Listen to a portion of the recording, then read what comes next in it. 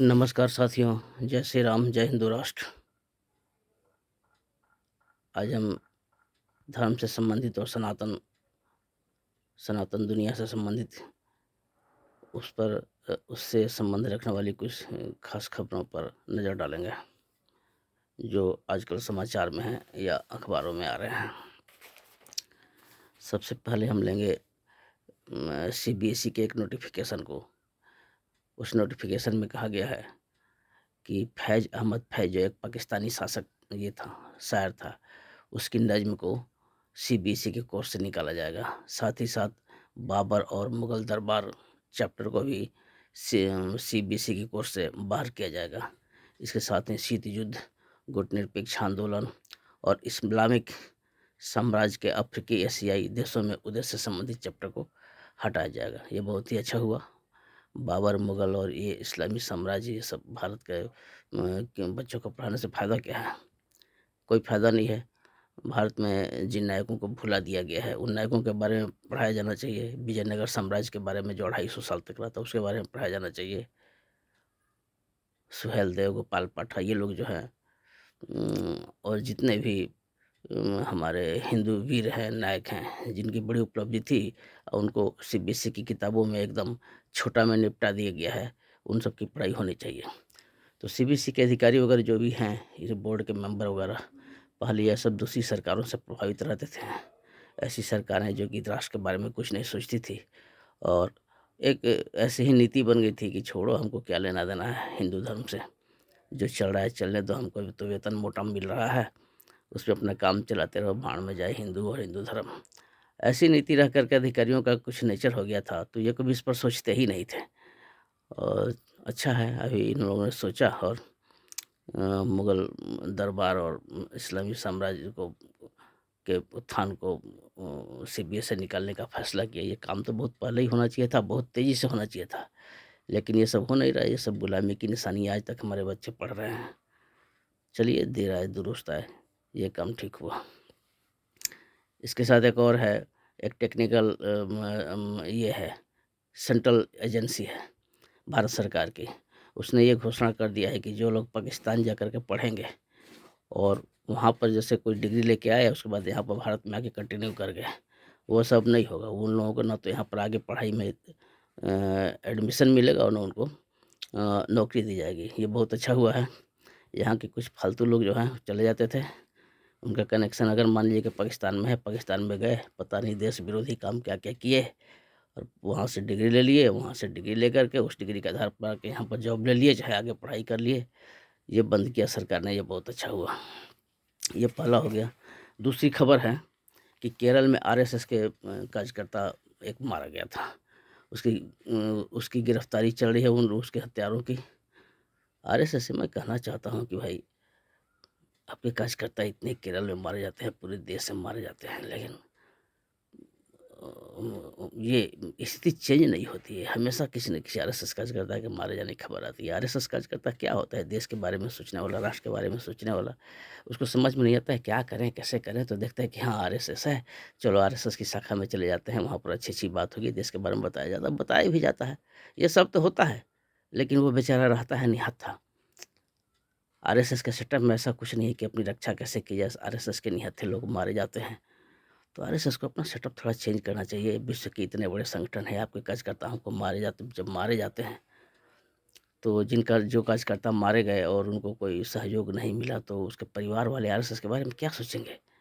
और दुनिया के सबसे बड़े संगठन की प्रतिष्ठा पर भी तो इससे आँच आएगी। ये स्थिति बदलनी चाहिए। हमेशा से न्यूज़ में आते हैं आरएसएस कार्यकर्ता केरल में यहाँ मारे गए, वहाँ मारे गए, और रिएक्शन में कुछ नहीं। ये एक चलन बन गया है। आरएसएस को चाहिए कि ये सब अपना सेटअप में चेंज ले आवे, नहीं तो इससे आरएसएस की प्रतिष्ठा पर भी आँच आएगी। इसके बाद का खबर है पुरी के जगन्नाथ मंदिर का बजट। पुरी का जो जगन्नाथ मंदिर है, इसका बजट है, अभी पास हुआ है 237 करोड़। 237 करोड़ का बजट है। इतने करोड़ों करोड़ का बजट होता है, कुछ उसमें से धर्म रक्षा और धर्म उत्थान के लिए, धर्म की सुरक्षा के लिए, धर्म के सुधार के लिए, हमारे धर्म में जो जो खराबियां हैं, जाति पाति जो है, इस सब को हटाने के लिए कुछ काम होना चाहिए इस पैसे से। इस पैसे को ऐसा नहीं कि सारे अपने में बाँट लिए और खुद जो सो उसमें उस पर एन्जॉय कर रहे हैं, ये सब नहीं होना चाहिए। पैसा जब इतना बड़ा आया है, आपको हिंदू लोगों ने पैसा दिया है, तो हिंदुओं के कल्याण के लिए कुछ सोचना भी चाहिए। अगर वहाँ का बोर्ड इसी बारे में कुछ सोचता है तो ठीक है, लेकिन अगर नहीं सोचता है तो उसे सोचना पड़ेगा। आप लोगों की भी ड्यूटी है। करोड़ों करोड़ रुपए जब वहाँ पर आ रहा है, तो आपकी ड्यूटी है कि हिंदू समाज को जगाइए। जहाँ-जहाँ उस पर अत्याचार हो रहा है, वहाँ पर जाके अलख जगाइए, उन लोगों को जागरूक बनाइए।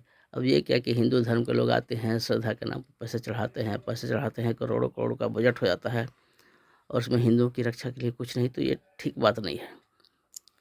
मुझे तो बिल्कुल पसंद नहीं है कि ये जो बड़े-बड़े मंदिर हैं, वहाँ पर जो करोड़ों का चढ़ावा आता है, उसमें से धर्म रक्षा के नाम पर बहुत ही कम ये लोग ध्यान देते हैं। ऐसा हमारा हिंदू धर्म का सेटअप ही है कि क्या करें समझ में नहीं आता है। मेरा बस चलता तो इन सारे मंदिरों में जितना पैसा आता है, सारे पैसे को बाहर ही रोक लेते और वहाँ पर बजट बनाते और कि कैसे हिंदू धर्म की रक्षा करनी है और कैसे उसका उत्थान करना है।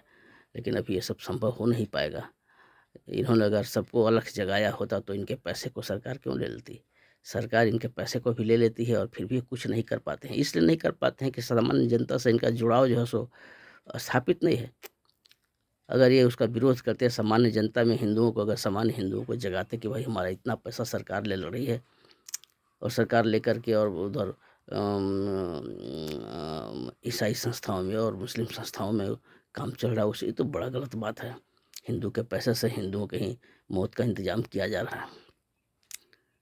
तो चूँकि वहाँ के जितने ये लोग हैं कर्ता धर्ता लोग, इन्होंने जनता से अपना सरोकार नहीं रखा, हिंदू धर्म से भी कोई सरोकार नहीं रखा। पैसा आते जा रहा है, पैसा से अपना काम कर या मैं ऐसा नहीं कहता हूँ कि कुछ ही नहीं होता है, लेकिन फिर भी जिस अनुपात में होना चाहिए उस अनुपात में नहीं होता है।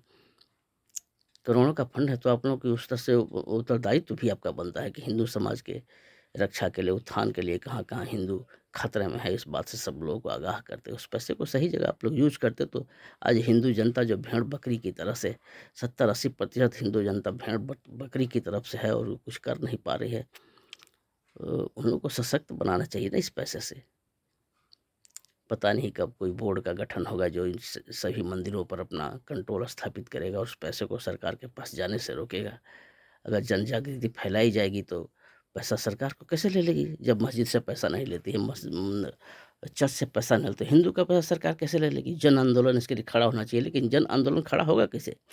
उसके लिए कुछ पैसा चाहिए, उसके लिए कुछ सपोर्ट चाहिए। सारे मंदिरों के पास पैसा तो है, लेकिन ये लोग सपोर्ट करेंगे नहीं तो सरकार आकर इनका पैसा छीन के लेके चल जाती है।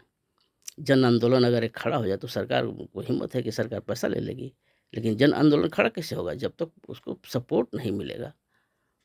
तो इनके पीछे पब्लिक नहीं है तो सरकार इनका पैसा सो ये कानून वो कानून बना करके सारा पैसा खींच लेती है, खींच करके ले जा करके मस्जिद की चारदीवारी में और ईसाइयों के उत्थान में लगाती है, बहुत तरह का बहाना बना करके। अभी तक वो बना हुआ है नियम, जिससे कि सरकार पैसा क्यों लेगी हिंदू धर्म का?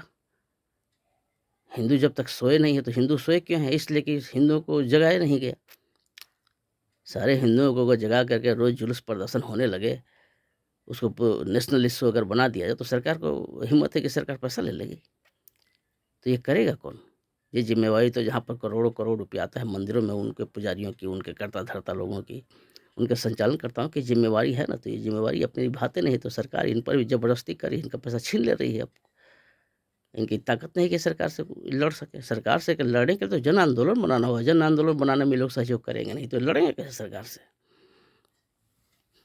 तो मैंने 237 करोड़ का बजट जब देखा तो मुझको लगा कि इतना-इतना पैसा सब होता है, कुछ धर्म के काम में भी, कुछ धर्म सुधार, धर्म रक्षा, धर्म उत्थान में भी लगता तो कितना अच्छा होता। कैसे इस स्थिति को चेंज किया जाए, ये भी हिंदुओं को आगे सोचना है।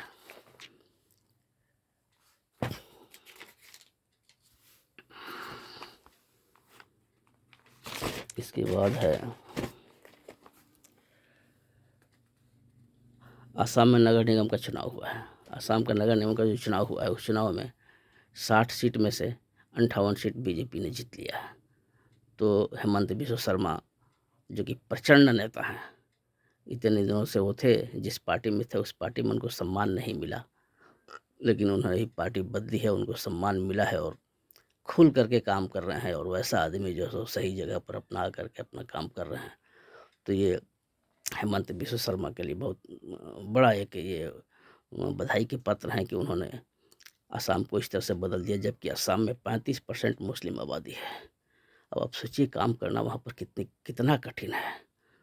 20% जहाँ पर हो जाता है वहाँ तो काम करना कठिन हो जाता है, 35% जहाँ पर असम में मुस्लिम आबादी हो गई वहाँ पर हेमंत बिश्व शर्मा किस तरह से काम कर रहे हैं, वो कितने ये की बात है, बधाई के पात्र हैं वो। कितने मुश्किलों से वो अपना काम कर रहे हैं और बिल्कुल 100% सक्सेसफुल।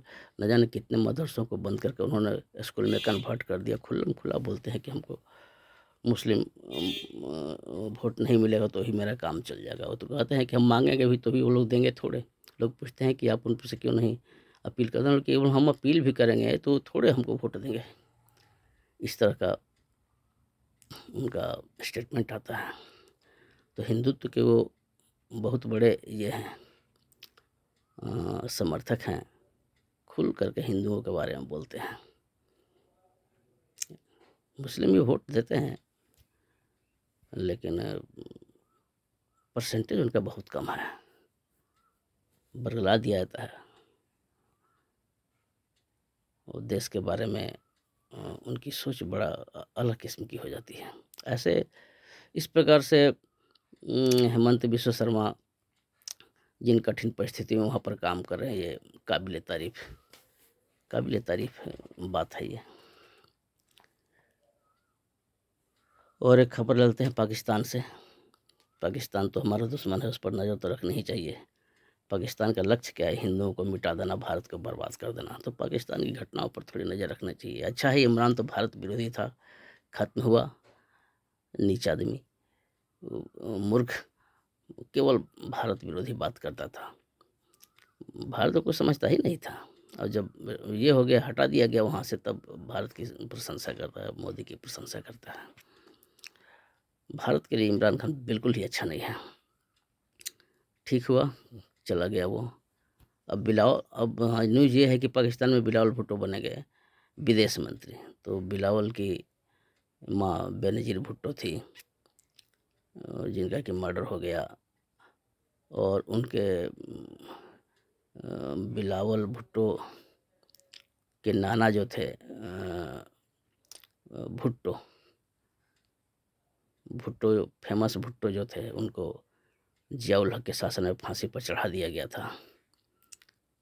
तो ये लोग पीड़ित भी हैं। माँ का मर्डर हो गया और नाना को जियाउल हक की इस्लामी सोच वाली सरकार ने फांसी पर चढ़ा दिया था। तो भारत विरोधी उतना बयान तो बिलावल के मुंह से हम नहीं सुनते हैं, और उम्मीद करते हैं कि शाह महमूद कुरैशी जैसा जो घटिया आदमी था भारत विरोधी, उसके मुकाबले ये कुछ ठीक ही रहेंगे। अब देखते हैं भारत के प्रति इनका क्या रुख रहता है। 1-2 दिन में शायद उनको शपथ ग्रहण दिलवा दिया जाएगा। धन्यवाद। मैंने आजकल की चर्चा में जो कुछ खबर है उसको कवर किया। एक साथ बहुत सारे न्यूज़ हो जाते हैं और इसलिए सब पर थोड़ा थोड़ा चर्चा करना ज़रूरी है। इसलिए मैंने सनातन हेडलाइन का एक अपना शुरू किया है। हमारे धर्म से संबंधित सनातन दुनिया पर प्रभाव डालने वाले जितने भी समाचार होंगे उनको संक्षेप में मैं कहीं कहीं बताया करूँगा। धन्यवाद।